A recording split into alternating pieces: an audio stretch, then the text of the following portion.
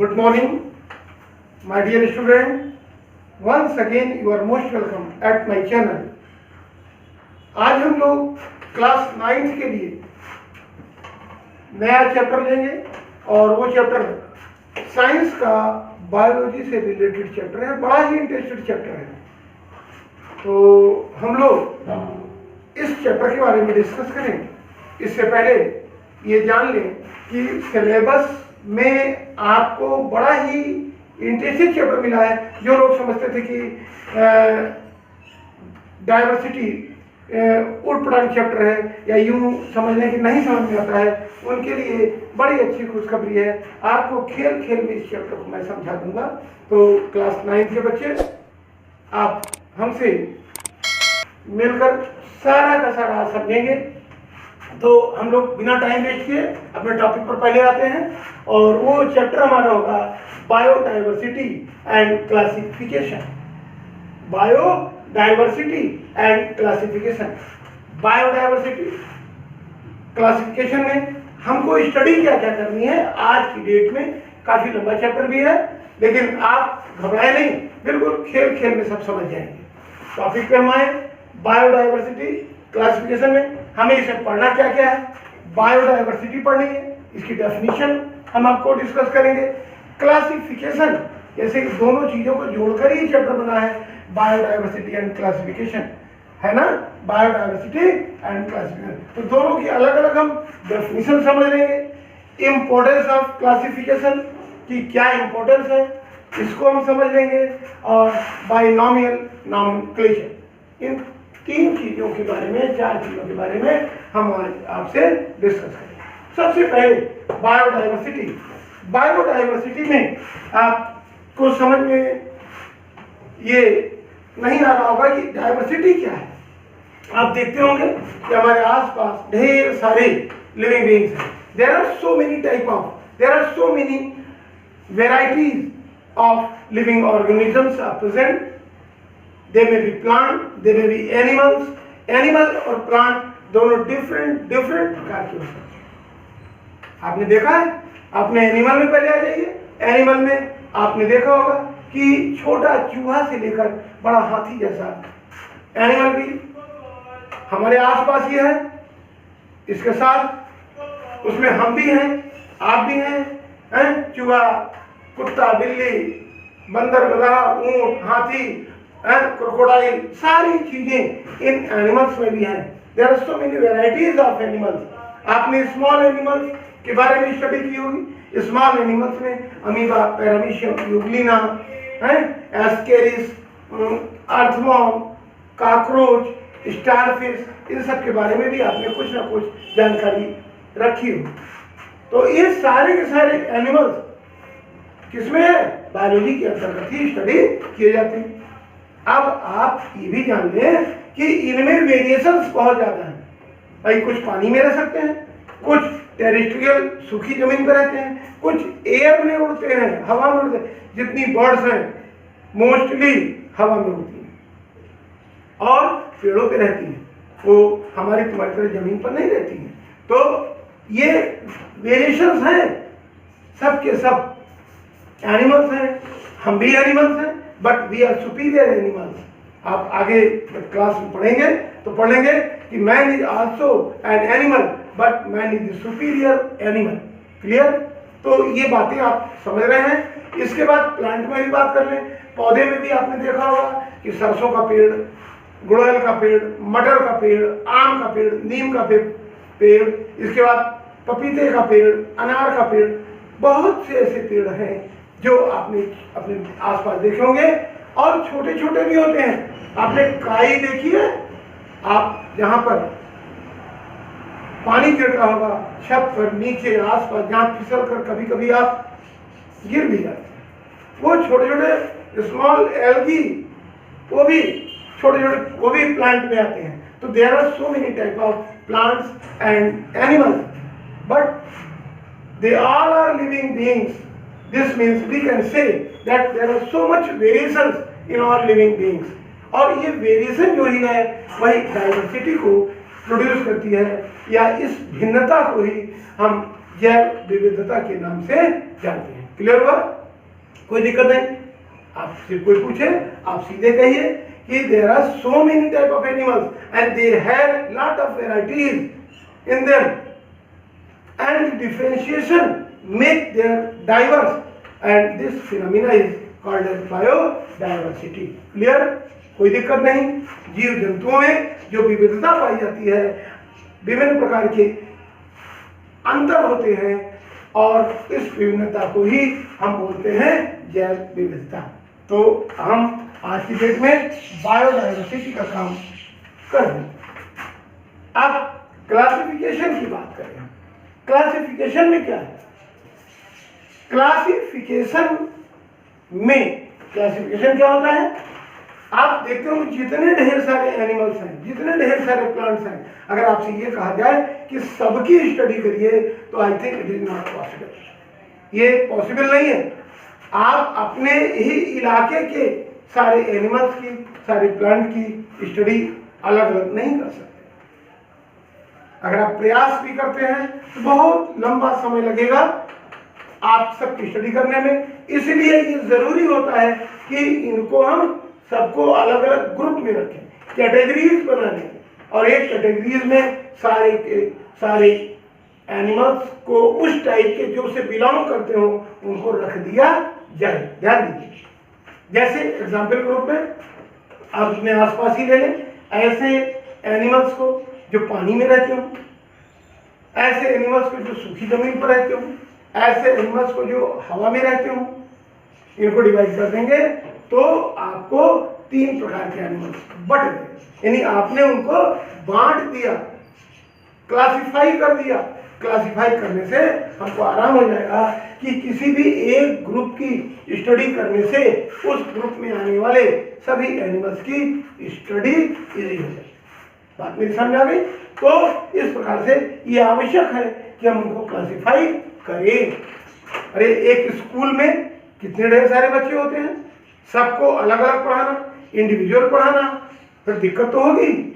इसलिए उनको क्लास में डिस्ट्रीब्यूट कर दिया जाता है कि इतने लोग क्लास 8th के हैं, इतने लोग 9th के हैं, इतने लोग 10th के, इतने लोग 11th के, इतने लोग 12th के। फिर एक एक क्लास के सारे बच्चों को एक साथ बैठाकर जो हम एक को पढ़ाएंगे वो सभी तो पढ़ेंगे और सभी भी इम्पोर्टेंट है। तो इस प्रकार से हम उनकी स्टडी के लिए जैसे हम डिस्ट्रीब्यूट करते हैं, उनका बंटवारा करते हैं, उसी प्रकार से हम प्लांट और एनिमल्स का भी डिस्ट्रीब्यूशन करते हैं, उनका बंटवारा करते हैं और इस बंटवारे को ही क्लासिफिकेशन के नाम से जानते हैं। तो आप ये बात समझ गए होंगे कि क्लासिफिकेशन क्या है। और इसके बाद अब नीड ऑफ क्लासिफिकेशन या इम्पोर्टेंस ऑफ क्लासिफिकेशन। इम्पोर्टेंस क्या है, क्या क्या इम्पोर्टेंस है, हम कैसे पहचान करेंगे या क्या जरूरत हमें पड़ी है जिसके आधार पर हम क्लासिफाई करें। तो इनके लिए इम्पोर्टेंस क्या है, इनकी नीड क्या है, इनको समझने के लिए हम इनको ढेर सारे पॉइंट्स हो सकते हैं लेकिन कुछ पॉइंट्स हमने डिस्ट्रीब्यूट कर रखे हैं। पहला है for easy study. Easy study में क्या है, इनकी स्टडी आसान हो जाए। जैसे अभी मैंने बताया कि सबको इंडिविजुअली अलग अलग शिक्षा देने के लिए पढ़ाने में अलग अलग एक करना पड़ेगा और it is not easy. But अगर हम उनको ग्रुप में बांट दें, क्लास 9th के अलग, क्लास 10th के अलग, क्लास 11th के अलग, क्लास 12th के अलग, तो उनकी स्टडी आसान हो जाएगी। उसी प्रकार से एनिमल को भी हम डिस्ट्रीब्यूट कर देते हैं अलग अलग ग्रुप में, और जब अलग अलग ग्रुप में हम डिस्ट्रीब्यूट कर देंगे तो किसी एक ग्रुप की स्टडी करने पर हमें उस ग्रुप के सारे एनिमल्स की जनरल नॉलेज, जनरल जानकारी मिल जाए। एक तो ये हो गई, स्टडी कैसी हो जाएगी, इजी हो जाएगी। दूसरी चीज लाइफ डेवलपमेंट, हमें ये भी पता चलेगा कि किस प्रकार से लाइफ में डेवलपमेंट होता है। लाइफ में डेवलपमेंट मतलब पहले तो जीवन था नहीं, लाइफ कब बनी, कैसे बनी, small animals, non developed animal से डेवलप्ड एनिमल, यानी पूरा का पूरा डेवलपमेंट, पूरा का पूरी लाइफ की ओरिजिनिटी हमको समझ में आएगी कि किस प्रकार से हम कैसे ये जान पाते हैं कि लाइफ की ओरिजिन कहाँ से हुई और किस प्रकार से छोटे जीवों से बड़े जीवों की या स्मॉल एनिमल से बड़े एनिमल्स का डेवलपमेंट हुआ, स्मॉल प्लांट से बड़े प्लांट का डेवलपमेंट हुआ। मेरी बात समझ आ गई? तो ये हो गया लाइफ डेवलपमेंट की बात। इवैल्यूएशन, एविडेंस, इवैल्यूएशन की भी जानकारी हमें क्लासिफिकेशन से ही मिलती है। एग्जाम्पल के रूप में अभी अब जब बड़े क्लास में आप जाएंगे तो हम आपको बताएंगे, इतना अभी जान लें कि जो डिवीजन हुआ है उसमें सबसे पहले प्रोटोजोआ को रखा गया है, प्रोटोजोआ के बाद में पोरीफेरा को रखा गया है, अब पढ़ाएंगे आपको इसमें हम, पोरीफेरा में रखा गया है, उसका सीलेंट्रेटा, प्लैटीहेल्मिन्थीन, एस्केल्मिन्थीन के बाद आर्थ्रोपोडा, निमेटोडा, तमाम एनिमल्स रखते जाएंगे और लास्ट में नॉन वर्टिब्रेट जो एनिमल होता है वो होते हैं इकाइनोडर्मेटा फाइलम के, जिसमें स्टार फिश रखी जाती है। और उसके बाद कॉर्डेट एनिमल, कॉर्डेट एनिमल यानी कशेरुकी प्राणी समझते हैं, जिनकी बैक बोन या रीढ़ की हड्डी होती है। ये बात समझ में आ रही है? जिनकी रीढ़ की हड्डी होती है उनको हम क्या बोलते हैं? वर्टिब्रेट। तो सबसे सिंपलेस्ट एनिमल किसमें रखा गया है? प्रोटोजोआ में। और सबसे कॉम्प्लेक्स एनिमल किसमें रखे गए हैं? कॉर्डेटा में, जो कि रीढ़ की हड्डी वाले हैं। और हम ये भी आपको बता दें कि कॉर्डेटा में भी एनिमल्स को एक सीक्वेंस में ही रखा गया है। सबसे पहले ऐसे जो पानी में ही रह सकते हैं, फिर उसके बाद जो पानी और सूखी जमीन पर रह सकते हैं, जैसे मेढक। पानी वाला कौन है? जैसे मछली। और फिर पानी और जमीन वाला दोनों जगह रह सकते हो, जैसे मेढक। उसके बाद जो रेंग कर चलते हो उन्हें हम रखें रेप्टाइल्स में, जिसमें सांप वगैरह आ जाते हैं। उसके बाद बर्ड्स जो ऊपर उड़ते भी हैं, उड़ने में भी सक्षम होते हैं, वो बर्ड्स आ जाएंगे एवीज में, क्लास एवीज में।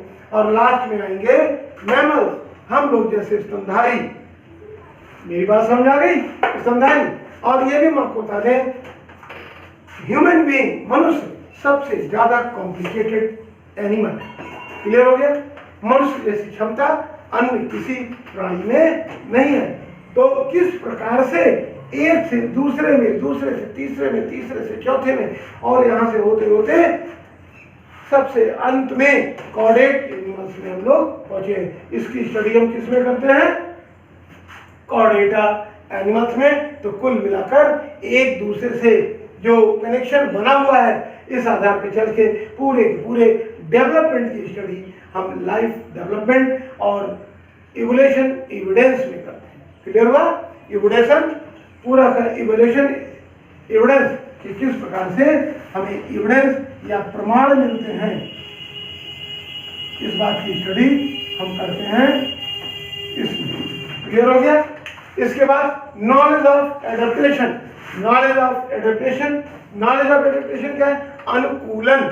अनुकूलन का मतलब क्या है? हम इस बात की भी स्टडी करते हैं कि जो वेरियस एनिमल्स वेरियस ग्रुप में रखे हैं, उसमें से सबसे ज्यादा अनुकूलन किसमें है, इस बात की भी जानकारी हम एडेप्टेशन नॉलेज में करते हैं।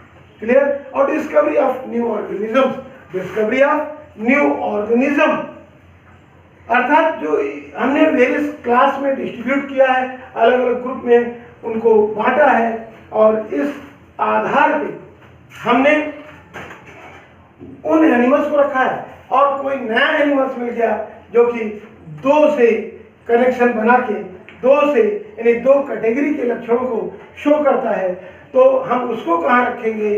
इस प्रकार से हमें नए नए ऑर्गेनिजम्स की डिस्कवरी में भी इससे मदद मिलती है।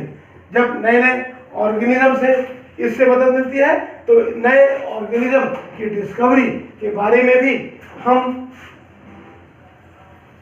इस क्लासिफिकेशन से ही महत्व जान पाते हैं कि कैसे कौन सा एनिमल कहाँ डेवलप हुआ है, उसको रखने के लिए हमें कौन कौन सा स्थान चाहिए, और नए नए एनिमल्स की डिस्कवरी भी हमें किस प्रकार से होती है इसकी जानकारी भी हम इसमें लेंगे।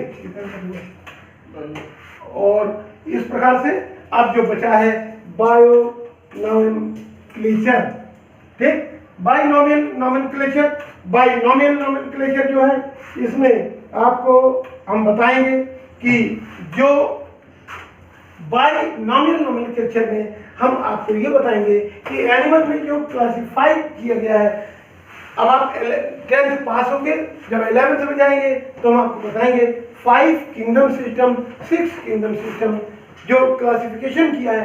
5 किंगडम सिस्टम में मोनेरा, प्रोटिस्टा, फंगाई, प्लांटी और एनिमेलिया, ये 5 किंगडम सिस्टम कौन कौन से? Monera, protista, fungi, Plantae, animalia, 5 हो गए। 5 में डिवाइड किया है पूरा। और उसका 6 किंगडम में जो मोनेरा था उसको 2 पार्ट में डिवाइड कर दिया है। उसमें 2 पार्ट कौन कौन से हो गए? एक यू बैक्टीरिया, दूसरा आर्ची बैक्टीरिया। इन सब क्लासिफिकेशन में एक साइंटिस्ट थे, उनका नाम था कार्ल वॉन लिनियस। क्या नाम था? Carl von Linnaeus. इनका बहुत बड़ा स्थान था। इन्होंने बहुत ज़्यादा काम किया था कि किस प्रकार से उनको एनिमल्स को डिवाइड किया, एनिमल्स को डिस्ट्रीब्यूट किया, और एनिमल्स को डिस्ट्रीब्यूट करने के बाद उन्होंने एक अपनी बुक लिखी थी कार्ल वॉन लिनियस ने, सिस्टेमा नेचुरी। क्या नाम बताया हमने? सिस्टेमा नेचुरी। सिस्टेमा नेचुरी नामक ये बुक लिखी थी। और बुक में जब एनिमल्स को डिवाइड करके रखा तो उन एनिमल्स को नाम देने के लिए अपनी एक नई प्रणाली दी, नई सिस्टम दिया, और उस सिस्टम का नाम इन्होंने रखा बाइनोमियल नोमेनक्लेचर, द्विनाम पद्धति जब रखी उसकी, अर्थात 2 नामों को जोड़कर नाम रखा। इस चीज के हम डिस्कस आपको अगले वीडियो में कल कर देंगे, क्योंकि आपको और अधिक जानकारी, क्योंकि आज अगर हम देंगे तो ये वीडियो काफी बड़ा हो जाएगा, जिसे देखने में आपको भी दिक्कत होगी, क्योंकि फिर आप कहेंगे सर ज़्यादा एमबी मेरी खर्चा हो रही है, हम किस प्रकार से काम करें ये भी तो देखना है। तो इस चीज़ पे डिस्कस हम आपको नए टॉपिक पे कर लेंगे, नए डे में कर लेंगे। आज के लिए इतना ही ले लीजिए। और वीडियो जो हमने आज की तारीख में आपको दिया वो कैसा लगा? अगर आपको अच्छा लगा हो तो लाइक सब्सक्राइब करना ना भूलना, और लाइक सब्सक्राइब करके अगर बेल आइकॉन की बटन आप दबा देते हैं तो निश्चित रूप से हमारे द्वारा बना हुआ कोई भी वीडियो जैसे ही अपलोड होगा आपको इन्फॉर्मेशन मिल जाएगी और आप हमारा वीडियो सबसे पहले देख सकते हैं। ठीक है, तो आज की डेट में इतना ही। Thank you.